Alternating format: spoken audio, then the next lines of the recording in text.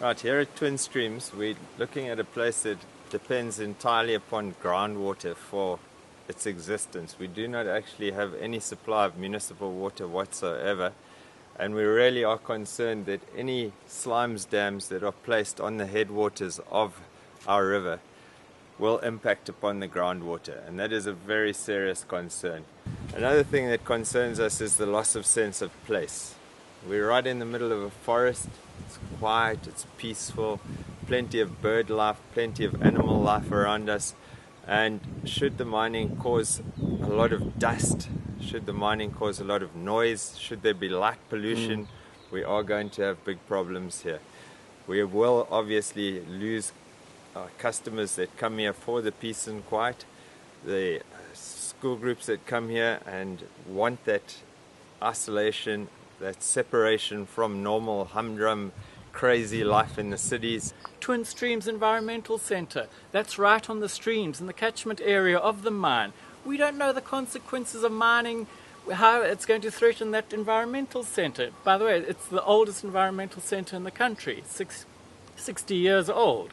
You know, there's so many things we don't know, and so many people have committed their lives to these places, have got jobs there, they're thriving. Why threaten them? You know, Tronox has been making out that Umtumzini is a place which hasn't grown. It's not going to grow. They've commissioned a survey which says it's arrested development. You know, we've grown. 10 years ago when they started talking about the mine, there were 5 hotel B&B accommodation places. There are now 25. You know, there were 2 restaurants. There are now 6 or 8 restaurants.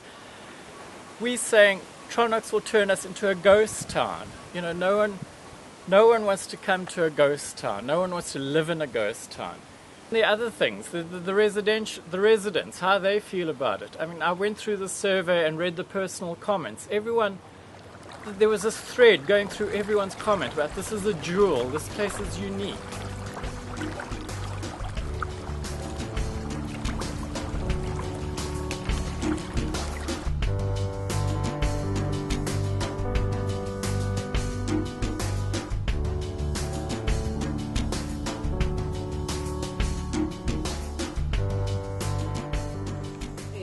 Immediately asked about, you know, public participation and so on. We didn't hear anything until in November. By then it was a fait accompli that they were not going to do a full EIA. They were just going to do a basic assessment. We found out that there are alternatives, even in South Africa. There are alternative methods. There are different ways of doing it, which would not cause the big slime dams. And then the other big concern with the slime dams, and that's why I think there's a problem now with the integrated water use license, because they've had to redo that, and at the moment that's open for comment, for re-comment, because it was previously open for comment, is that those slime dams will inundate 8 wetlands, and it can't be mitigated, and that's why Tronox have to come with these offsets. And just last week we were now confronted with the latest thing. This is the offset management plan. It's probably the cheapest thing for them to do, but what we've learned now through our reading and the information that we've received is it's no longer socially acceptable.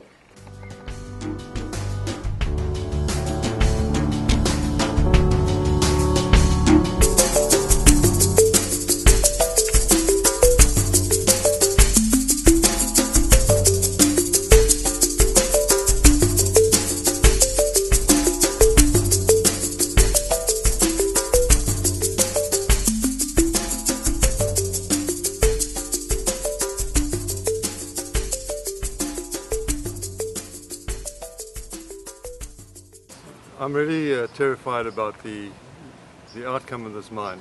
You know, we have the example at Hillendale, which is an environmental disaster. They've been trying for 12 years to try and rehabilitate it. In 12 years they haven't been able to grow any commercial crops, which is the requirement of the environmental management plan. They were supposed to grow commercial sugarcane.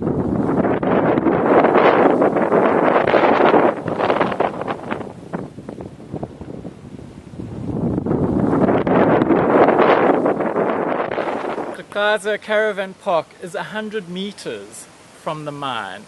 I mean, who in their right mind is going to stay in a caravan park 100 meters from a dusty, glowing, miserable mine? The entrance to the town is going to be 12 kilometers of red earth on one side and 600 hectares of slimes dam on the other side. That's what will greet you when you come to Umtumzini, of people that live here, people that run businesses here, and people who have been here. And we've found some really shocking results. I mean, 80% of people who visited Umtumzini in the last few months over the Christmas season have said they'll forget about coming back if there's a mine.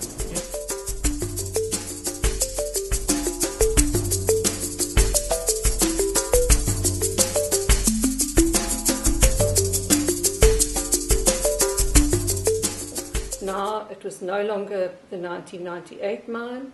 It wasn't the small 2006 mine. It was the whole bank shoot. Well, it's one of our greatest concerns, the mining process that is intended, because it is so wasteful of land and of water. From our perspective, yes, I think we certainly still have specific issues around things like water balances that we feel haven't been fully reconciled. I think that on the Fairbreeze mine, probably the most critical issue from our point of view is around water resource management. And the mine itself, apart from using enormous volumes of water, affects other catchments that are also all protected. One of the most critical issues from a water point of view is really what the proposed mine and the water use is going to do to those water resources. It's quite critical that those protected areas are effective, because if they're not taking care of our conservation targets and they're not producing the goods and services that they are protected for, that means that the whole conservation and biodiversity estate in South Africa is being eroded. A town that has always been known as the jewel of the Zululand coast.